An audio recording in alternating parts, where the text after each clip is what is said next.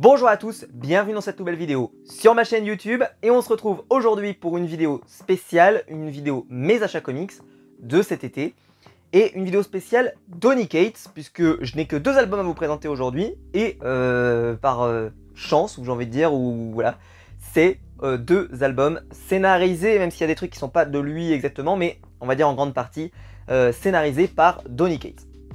Alors, on va commencer avec le premier. Le premier, c'est l'album de l'été chez Panini, la grosse sortie, l'event de l'été. Il s'agit de King in Black, tome 1, que j'ai pris en édition collector, c'est-à-dire l'édition en dur. Il est dispo également en softcover, si jamais ça vous intéresse. J'aime beaucoup la couverture d'ailleurs, je l'aime beaucoup, même si j'aimais beaucoup la couverture aussi qu'ils ont mis pour le softcover. Voilà, c'est celle-là, hop. Elle est très très belle également, mais je l'aime beaucoup. Alors, deux choses à dire là-dessus. Déjà, première chose, c'est que c'est génial. Hein. Mais deuxième chose, c'est est-ce que c'est accessible pour les nouveaux lecteurs? Parce qu'en fait, ça fait partie de ce qu'on appelle le Donny Cates verse, c'est-à-dire qu'il a commencé avec Thanos, puis après les Inhumains, puis il a fait Doctor Strange, puis il a fait... je crois que Doctor Strange, j'ai pas compté, je crois. Mais après, il y a le Cosmic Ghost Rider, il y a Venom, bien entendu. Qu'est-ce que j'ai oublié? Le Silver Surfer, je l'ai pas dit, et puis Absolute Carnage et le King in Black. Donc en fait c'est un peu une suite, mais en même temps c'est un event. Et donc je vais vous répondre à cette question, c'est que oui, vous pouvez quand même le lire, c'est quand même accessible même si vous n'avez pas tout lu. Maintenant, c'est sûr que c'est beaucoup plus plaisant si vous avez lu le Venom de Donny Cates. C'est beaucoup plus plaisant si vous avez lu d'autres choses, etc. On en parlera pour après, je pense que c'est même plus problématique pour un autre album que pour celui-là. Celui-là, j'ai pas pu attendre, j'étais obligé de le lire, c'est-à-dire dès que je l'ai reçu, je l'ai dévoré. C'est absolument sublime. Et je ne m'attendais absolument pas à prendre une claque dès la troisième page. Je vais vous montrer. Dès la troisième page du bouquin, hop, bah non, je me trompe, c'est la deuxième.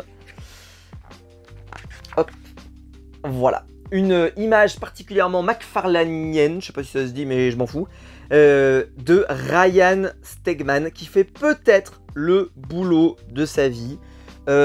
C'est exceptionnel, vraiment c'est exceptionnel, je trouve ça absolument magnifique, absolument sublime. C'est peut-être son meilleur boulot. Je l'avais déjà vu bosser, je crois, sur les Avengers, où je n'avais pas gardé un souvenir incroyable, mais là, il s'est donné, quoi. Les couleurs, c'est magnifique, le dessin, regardez-moi ça, bam, c'est magnifique, c'est sublime. Alors, regardez-moi cette planche-là, bam.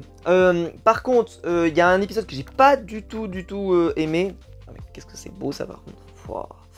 Il y a un épisode que j'ai pas du tout aimé, c'est l'épisode de Immortal Hulk. Et je vais vous montrer, il y a une planche, et ben je suis tombé dessus.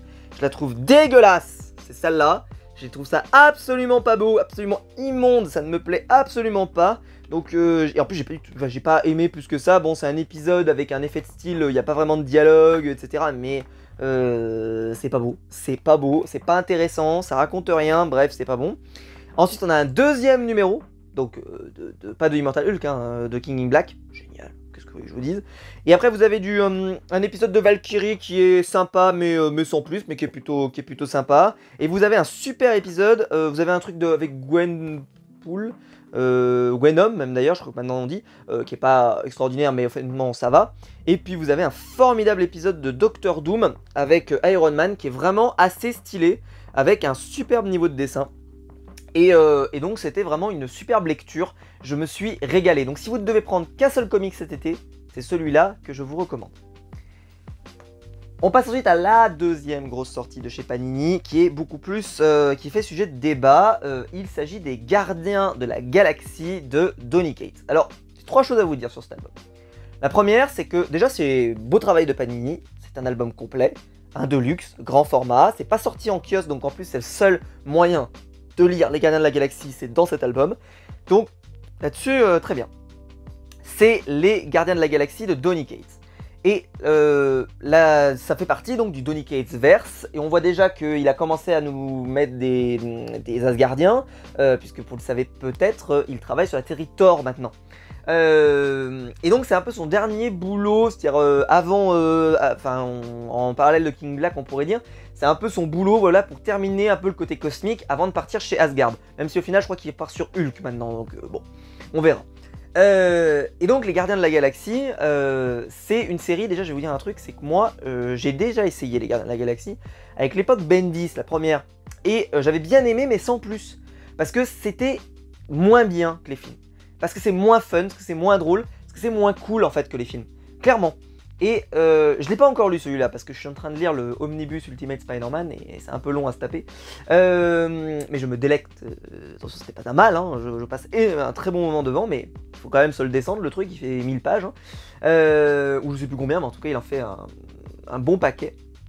Et on a ici donc Donny Cates qui propose son travail sur les Gardiens de la Galaxie. Et j'ai qu'une peur, c'est que forcément, ça soit moyen. Et en fait, j'ai entendu, d'après les rumeurs, que j'ai entendu des États-Unis, etc., parce que ça arrive longtemps après, que c'était pas terrible. Parce que d'habitude, quand les comics de Donny Cates arrivent, quand on a King, Black, Absolute Carnage, Venom, etc., on dit oh là là, c'est Donny Cates, c'est un génie, c'est un génie.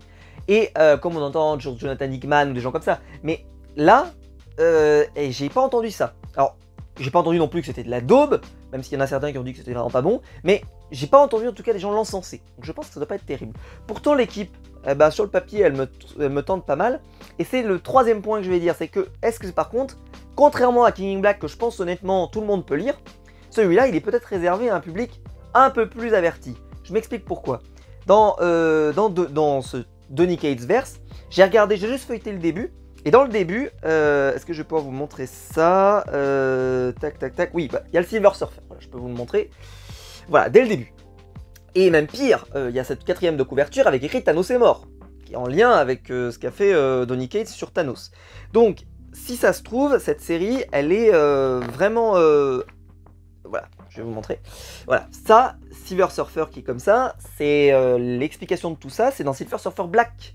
Peut-être que le travail sur les Gardiens de la Galaxie, en particulier il y a le Cosmic Ghost Rider, peut-être qu'il faut lire Cosmic Ghost Rider, peut-être qu'également il faut lire la série Thanos qu'il a fait.